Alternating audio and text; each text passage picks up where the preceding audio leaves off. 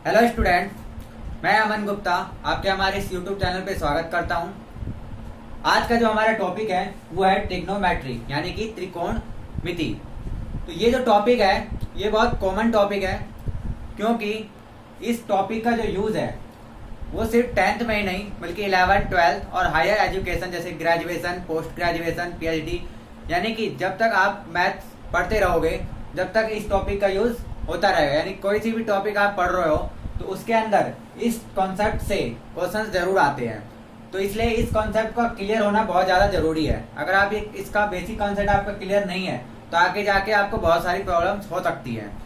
तो आइए आज हम ट्रिग्नोमेट्री के कुछ बेसिक कॉन्सेप्ट्स को समझे। तो आइए शुरू करते हैं।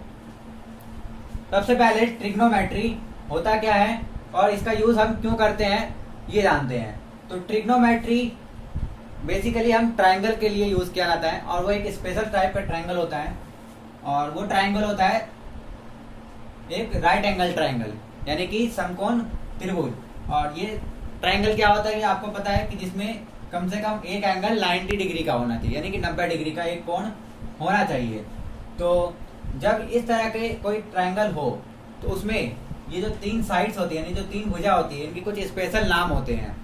तो वो जो स्पेशल नाम है, जैसे मान लीजिए मैं पहले इसको नाम देता हूँ ए, बी और सी।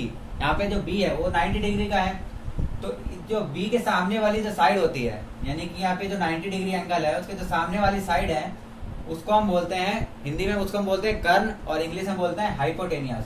तो इस सिचुएशन में जो AC है वो हमारा हो जाएगा कर्ण यानी कि हाइपोटेनियस, ठीक है। और बाकी की जो दो साइड्स हैं यानी कि BC और AB, ये जो BC एंड AB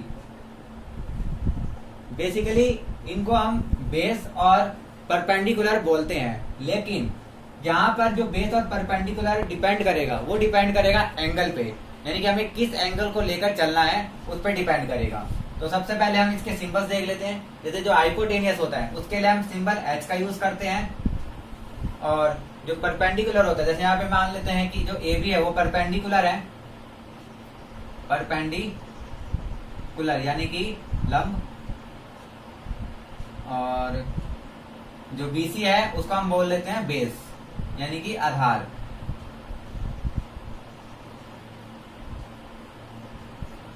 ठीक है, तो जो बेस का जो सिंबल होता है वो होता है B और जो परपेंडिकुलर का सिंबल होता है वो होता है P।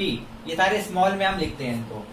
तो अब ये किस तरह से रिलेट करते हैं एक दूसरे से और यहाँ पे एंगल का क्या रोल होता है वो देखते हैं। तो सबसे पहले यहाँ पर ट्रिग्नोमेट्री में, क्योंकि ये तो आपने पहले भी पढ़ रखा है और ये जब आपने पढ़ा होगा तो इस ट्रायंगल के लिए एक थ्योरम पढ़ा होगा जरूर, जिस थ्योरम का नाम है पाइथागोरस थ्योरम। तो उसका यूज भी यहाँ पर किया जाता है। तो पहले हम पाइथागोरस थ्योरम देख लेते हैं क्या होता है। तो पाइथागोरस थ्योरम,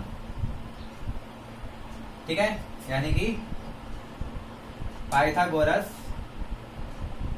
प्रमेय। तो ये प्रमेय क्या कहता है कि जो 90 डिग्री के सामने वाला साइड है, ठीक है, यानी कि जो कर्ण है हाइपोटेनियस है उसका स्क्वायर, यानी कि यहाँ पे हाइपोटेनियस क्या है AC, तो AC का स्क्वायर जो है बाकी की जो दो साइड्स बच गई यानी कि AB और BC, यानी कि जो बेस और परपेंडिकुलर होंगे आधार और लंब, उन दोनों के स्क्वायर के सम के बराबर होता है। यानी कि यहाँ पे BC का स्क्वायर और प्लस AB के स्क्वायर के बराबर आएगा क्या, AC का स्क्वायर। तो यही पाइथागोरस थ्योरम है और कुछ भी नहीं होता है पाइथागोरस थ्योरम, ठीक है। तो ये सिंपल पाइथागोरस थ्योरम है। इसी थ्योरम का यूज करके हमें अगर दो साइड्स दी रहे होंगे किसी भी 90 डिग्री यानी कि राइट एंगल ट्रायंगल में, अगर हमें दो साइड्स दी हुई हो हम तो तीसरी साइड आसानी से निकाल सकते हैं सिर्फ इस फॉर्मूले का यूज करके।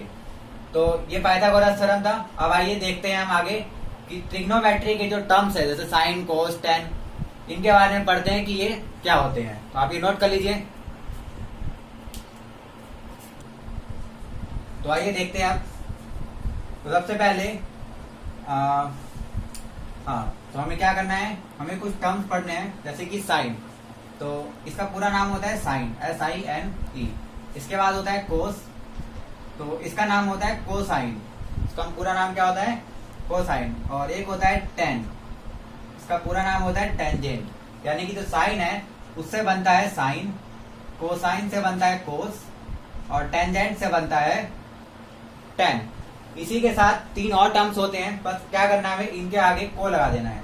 यानी कि एक तरह से ये होता है, एक सीकेंड होता है, सीकेंड जिसको हम बना देते हैं सेक। एक होता है कोसेकेंड जिसको हम बनाते हैं कोसेक, और एक होता है कोटेंजेंट, कोटेंजेंट जिसको हम बना देते हैं कोट। ठीक है, तो ये 6 टर्म्स हैं जो कि ट्रिग्नोमेट्री में यूज किए जाते हैं। इनके अलावा और कोई भी टर्म्स नहीं होते हैं। तो अब इन टर्म्स की वैल्यू क्या होती है और ये होते क्या हैं? तो सबसे पहले ये जो साइन, कोस, टेन, सेक, कोसेक और कॉट है, ये कभी भी अकेले नहीं आते हैं। ये जब भी आते हैं किसी एंगल के साथ आते हैं। यानी कि ये जो साइन है किसी एंगल का साइन होगा। साइन अकेले में इसका कोई मतलब होगा ही नहीं। साइन के साथ अगर कोई एंगल जुड़ा हुआ रहेगा तो उसका कोई मतलब बनेगा। तो अगर हम इस केस में देखें तो पहले हम मान लेते हैं कि ये एंगल ए के लिए हम ले लेते हैं। तो अगर एंगल ए के लिए हम निकालें इन सब की वैल्यू तो क्या निकलेगी? तो उसके कुछ फॉर्मुलेज होते हैं। वो सिंपल ये है कि अगर मैं साइन ए निकालूं, यानी कि ए का मतलब क्या हुआ, यहाँ पे एंगल ए की बात की जा रही है।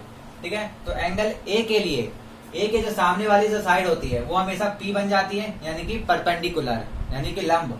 और जो ए के साथ वाली साइड होती है वो क्या बनती है हमेशा? बी, यानी कि बेस, यानी आधार। और जो 90 डिग्री के सामने वाला होता है वो हाइपोटेनियस होता है हर केस में, चाहे हम एंगल ये वाला ले या फिर ये वाला एंगल ले। और ध्यान रखें कि इन केसों में ये वाला एंगल हम कभी भी नहीं लेते, यानी कि 90 डिग्री का एंगल हम कभी भी नहीं लेंगे यहाँ पे।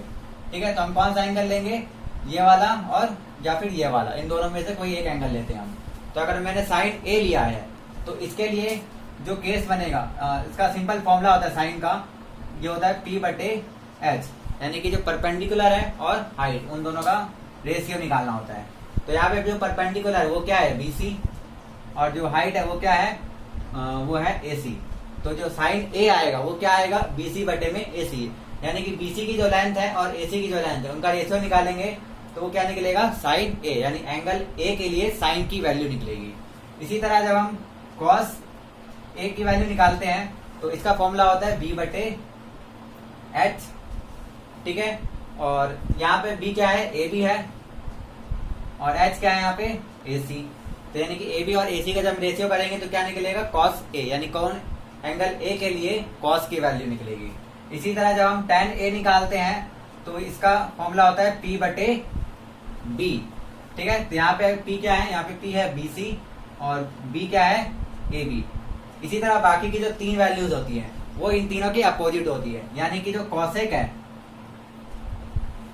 कॉसेक जो है वो साइन का अपोजिट होता है। यानी कि साइन है हमारा पी बटे एच, तो जो कॉसेक होगा वो हो जाएगा हमारा एच बटे पी।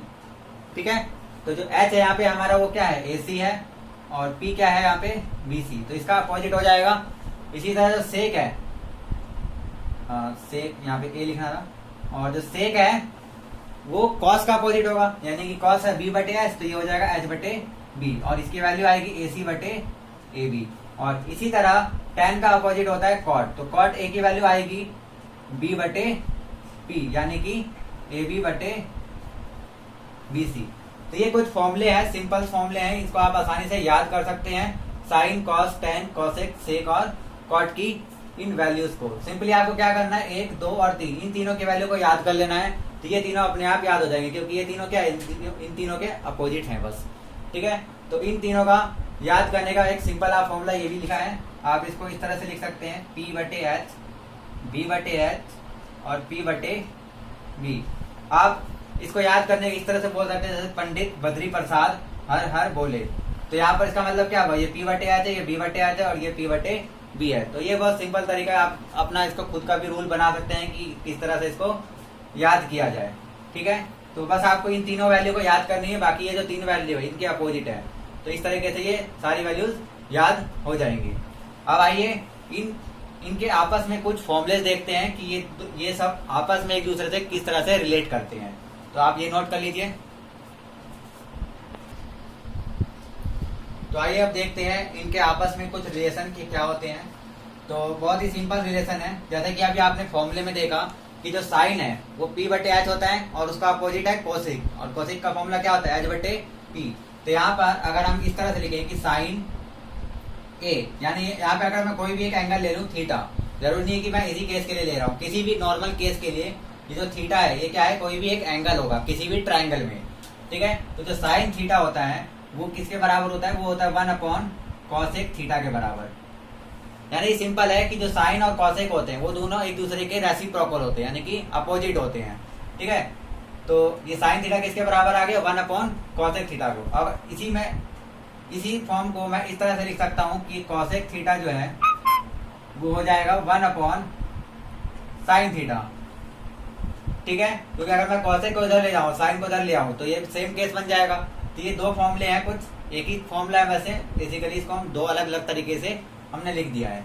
इसी तरह से जो कॉस थीटा होता है वो 1 सेक थीटा के बराबर होता है, और इसको अगर मैं ऐसे लिखूं, सेक थीटा बराबर 1 कॉस थीटा, तो ये भी इसी का फॉर्म है, इसी से बस ये वाला फॉर्मूला जनरेट किया गया है। तो ये सेकंड फॉर्मूला हो गया। और जो थर्ड है वो है टेन थीटा जो है वो 1 कॉट थीटा के बराबर होता है, यानी कि जो कॉट थीटा है वो 1 टेन थीटा के बराबर होगा। और इसका प्रूफ अभी आपने फॉर्मूले में देख लिया कि जो साइन थीटा था अगर वो P बटे एच है तो कॉस थीटा क्या हो जाएगा, एच बटे पी हो जाएगा। इसी तरह कॉस का उल्टा क्या था, सेक था, और टेन का उल्टा क्या था, कॉट था। तो ये कुछ फॉर्मूले हैं, एक दूसरे से आपस में ये रिलेशन है इनका। और एक रिलेशन और होता है जो कि होता है टेन थीटा का, यानी कि जो टेन थीटा होता है वो साइन थीटा और अपॉन में कॉस थीटा के बराबर आता है। और अगर मैं टेन की जगह यहाँ पे कॉट लिख दूं तो जो कॉट थीटा होता है वो साइन का अपोजिट, सॉरी टेन का अपोजिट होता है। तो यहाँ पर कॉट की वैल्यू क्या हो जाएगी, कॉस थीटा अपॉन में